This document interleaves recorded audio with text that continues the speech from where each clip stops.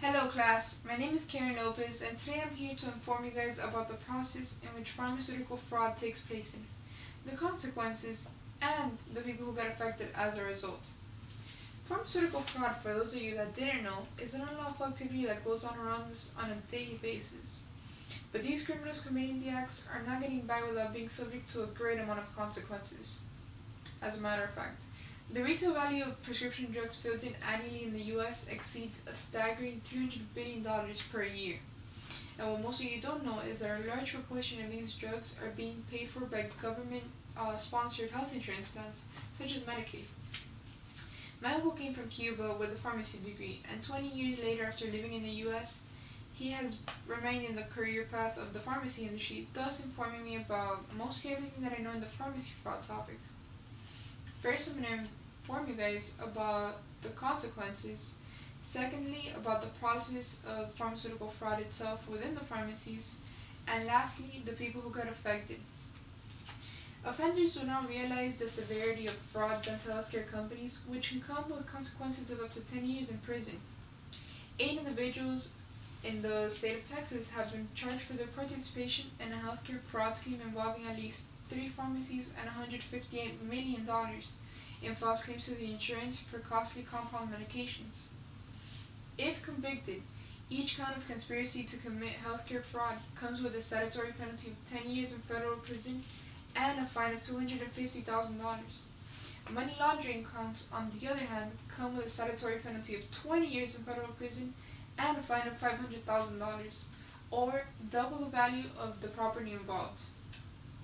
In Miami, 8 people faced charges as well after authorities say that they received $157 million in fraudulent insurance claims as part of a scheme involving prescription compounding pharmacies. Between October 2012 and December 2015, the suspects are being accused of submitting $633 million in insurance claims for prescriptions of medications to Medicare, TRICARE, and other private insurance companies. There are various methods in which one can commit a fraudulent effect.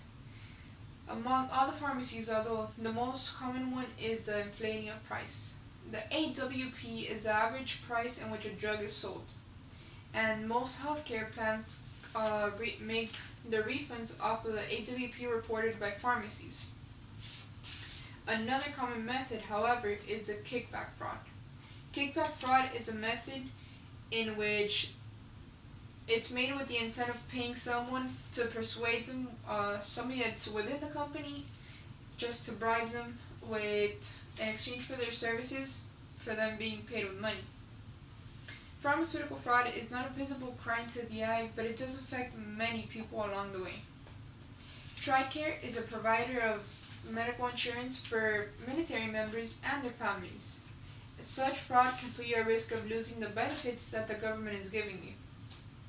Fraud in Medicaid costs states millions of dollars a year as well.